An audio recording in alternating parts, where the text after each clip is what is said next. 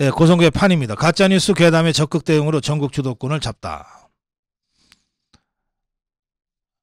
예, 이제 괴담이 더 이상 안 먹히는 시대가 된 것 같습니다.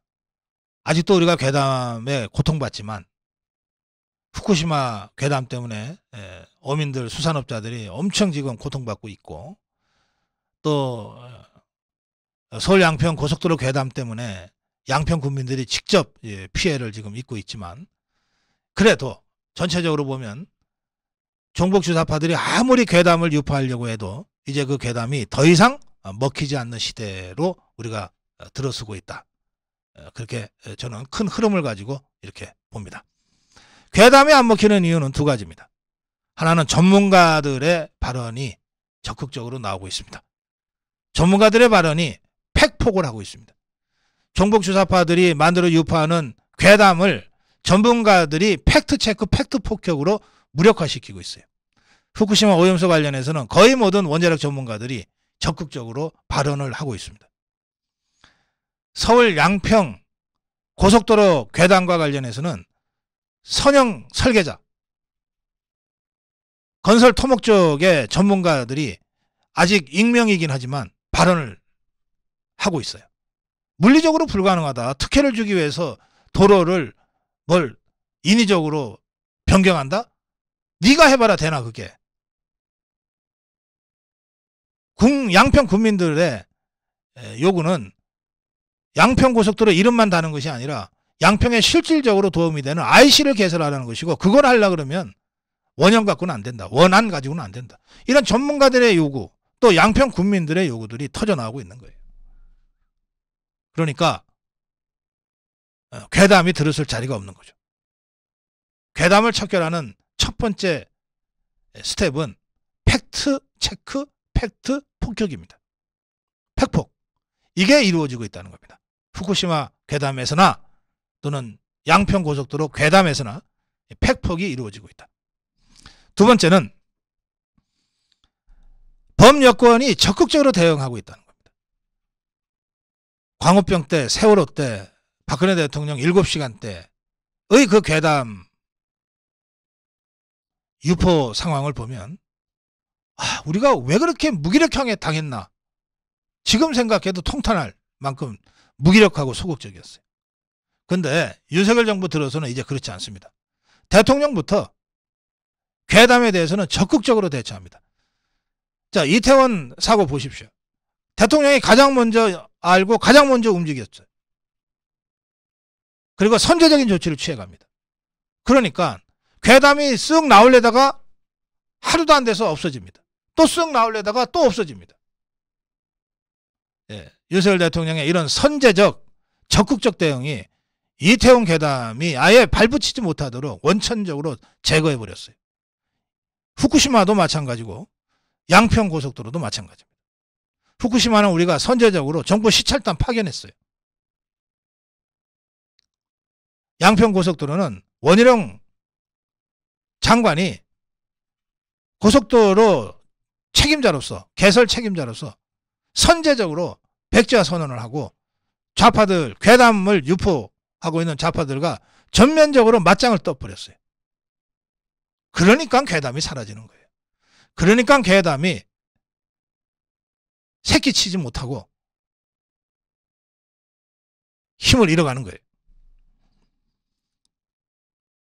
물론 일각에서는 그럼에도 불구하고 원희룡 장관이 너무 감정적으로 대응한 것 아니냐, 괴담 유포한 쪽도 문제지만 그렇다고 해서 백지화하는 것도 문제다, 이런 황당한 양비론, 이런 걸 지금 자꾸 쓰고 있는데 저 그거 아니라고 생각합니다. 윤석열 대통령이 이태원 사고 때 어떻게 행동했습니까? 가장 먼저 인식하고 이걸 놔두면은 괴담이 커질 것 같다라고 판단해서 먼저 119 신고 내역 밝히라고 먼저 했습니다. 먼저 공개하라고 먼저 지시했습니다. 국가 애도기간 먼저 선포했어요.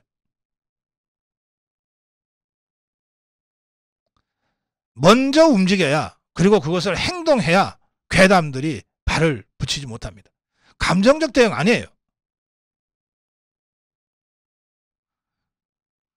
정확한 전략적 판단, 그리고 신속한 결단.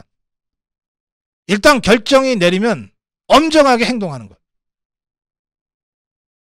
이게 왜 감정적 대응입니까? 원희룡 장관이 백지화를 선언하기 벌써 일주일 전부터, 또 그 전부터 이 양평고속도로 관련해서는 좌파들이 틈만 나면 공격을 해댔어요. 그리고 국회 불러내가지고 이런저런 의혹을 제기하고 그때마다 설명을 했어요. 그런데도 TF를 구성하니 뭐니 하면서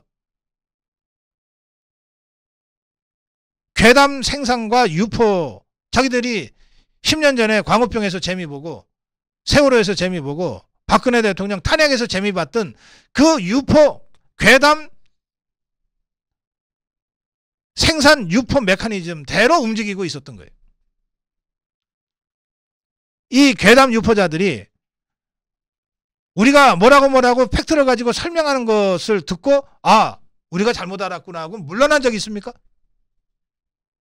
일단 그 괴담의 메커니즘이 작동되기 시작했다고 원희룡 장관이 본 거예요. 그렇다면 괴담과 싸우는 가장 강력하고 원칙적인 방법은 뭐냐? 좋다. 백지화하겠다. 사과해라. 그리고 책임자 처벌해라. 그렇다면 다시 생각해 볼 수 있다. 이게 지금 먹혀 들어가고 있는 형국 아닙니까?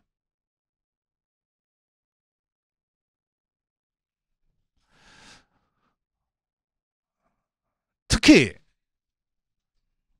저 종북 주사파들이 두고두고 재미봤던 그 괴담 유포, 윤석열 정부, 윤석열 대통령과 관련해서 저 좌파들이 가장 약한 고리라고 생각했던 대목이 어디입니까? 여러분 생각해 보십시오. 윤석열 대통령을 가지고 직접 공격한 적이 있습니까? 좌파들이? 대선 때부터 생각해 보세요. 정북 주사파들이 약한 고리라고 생각하면서 어디를 공격했습니까? 늘 김건희 여사를 공격했어요. 김건희 여사를 공격하면서 온갖 괴담과 헛소문들을 퍼뜨려 왔지 않습니까? 이번 이 양평 고속도로 건도 바로 그 김건희 여사 외가의 땅 투기라고 탁 잡아서 괴담 만들고 유포하고 프레임 덮어 씌우려고 했던 거예요. 그러니까 이거 심상치 않다고 본 겁니다. 이거 그대로 그냥 가면 총선 때까지 내내 김건희 여사 특혜 의혹이라고 공격받을 거고 그 프레임에 갇혀서 청문회 하자 그럴 거고 국정조사 하자 그럴 거고 특검하자 그럴 거고 정부 수사파들의 수법 우리가 너무 많이 겪었고 당해서 빤히 예상이 되잖아요.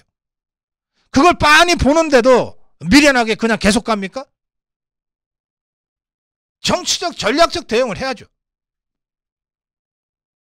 그런 의미에서 저는 이번 원희룡 장관의 백지화 선언은 정북 주사파들이 윤석열 대통령의 가장 약한 고리라고 생각한 김건희 여사를 딱 걸어서 괴담 메커니즘을 작동시키고 있는 그 초기 상황에 선제적 대응을 한 것이다. 그러니까 저것들이 당황하는 거예요. 그러니까 저것들이 아니 왜 흥분하세요? 왜 화를 내세요? 원하는 대로 하시면 되죠. 완전히 꼬리 내리게 된 거 아닙니까? 그렇게 되니까 양평 국민들이 목소리를 내잖아요. 우리가 원래 원했던 것도 원안이 아니었다. 강상면 쪽으로의 JCT 변경은 강화 IC를 만들어내기 위한 우리들의 요구가 반영된 것이다. 이제 양평 국민들이 소리를 내잖아요.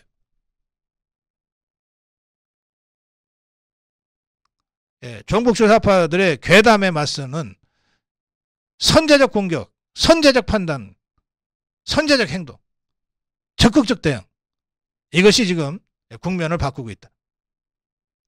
총선 내내 김건희 여사 특혜 의혹 때문에 질질 끌려갈 뻔했던 이 국면의 흐름을 한순간에 바꿔놨다.